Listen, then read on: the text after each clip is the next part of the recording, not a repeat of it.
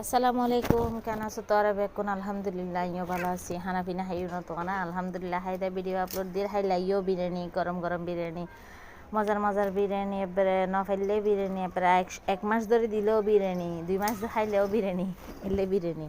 আর চট্টগ্রামের বাসার হতাই নেলি আর আয়া যেতে হেরে রান্দির এবার গরু গুস্ত দিয়ে একবারে গোস গুচ্ছে করে আলু দিয়ে টমেটো কাঁচামরিচ দিয়ে নেতা কুচি দিয়ে নেয়।